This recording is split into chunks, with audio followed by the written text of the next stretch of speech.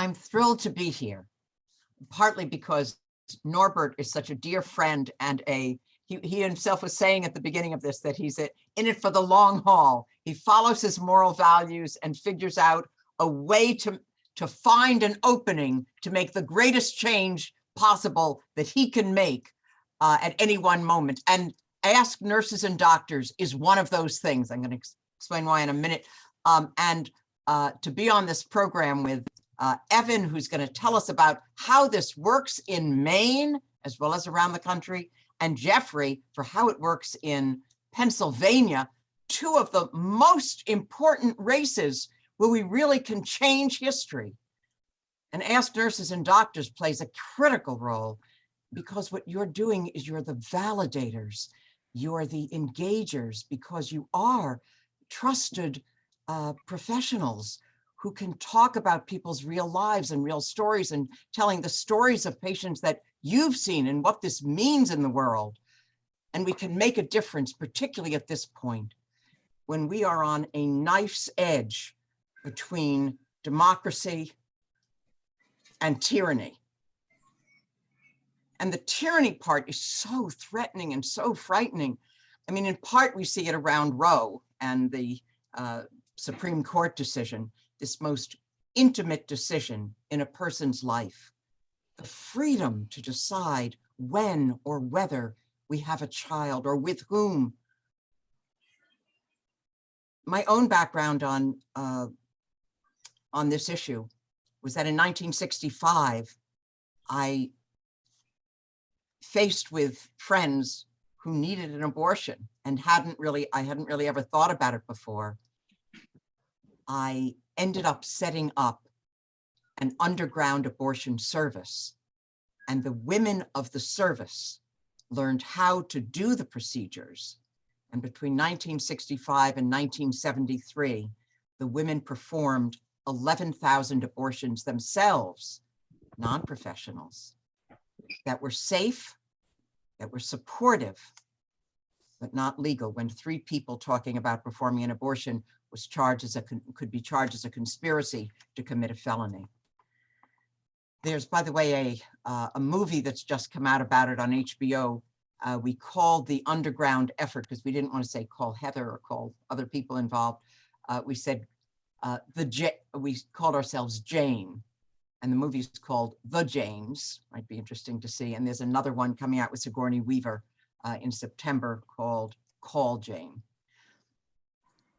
And it's not just the pushback on this most intimate freedom, but it's the pushback on everything, it feels like, on voting rights, on civil rights, on this criminal conspiracy attack on this country on January 6th, carried on by this criminal MAGA faction of the Republican Party. On the other hand, there's another side to this. We are on a knife's edge, but there is a democracy side. The vast majority of the country is with us. We had 81 million votes for Biden for president. But the question is, will they come out? There were 7.1 million more votes for Biden than for Trump. But will people come out to vote? Will they be motivated? Will they see why there's a rationale for it? And they need validators. They need people who speak from experience to make that connection.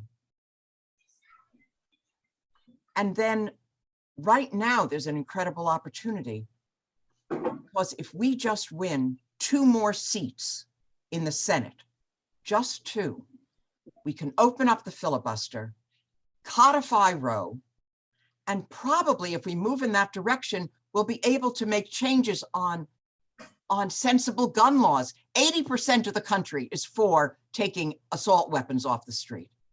There's almost 78% believe that a politician should not come in between a physician and a person making this most intimate decision of our lives.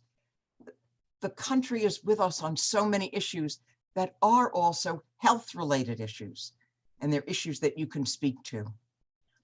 And we know that from our history, that when we organize, we have changed this world. But we only make a change when we do the work every day, when we organize. I first learned this in the civil rights movement.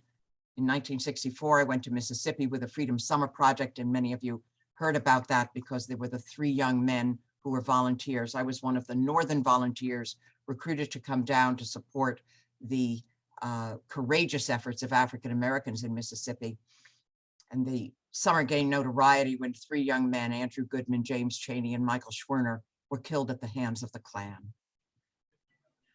But within a year, we had a Voting Rights Act. In 1965, when I started this underground abortion service, by 1973, Roe became the law of the land because people organized, because they spoke out, including doctors and nurses. And our history tells us that when we organize, we change the world. That's what Kansas showed. Here you've got a red state and 60% turnout. If we turn out those people who voted previously in a midterm election, we will win. Plus there's 17 million new young people who are coming of age, will be 18, who weren't eligible to vote in 2016. But it's really up to us. When I was in the civil rights movement, people sometimes said, or would ask the question, are you willing to die for freedom?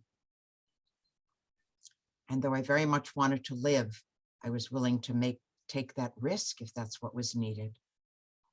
But I think now it's a different question. It's, are you willing to live for freedom? Are you willing to do the work every day when it's too hot or too cold, or you're too tired, you've had a long shift already, and there's one more speech that night? But when you do the work every day, and we do engage people, in the past, we've changed the world, and with doctors and nurses working together with organizers and popular mobilization, I believe you will change this world and take the knife's edge into democracy. Thank you all. Thank you.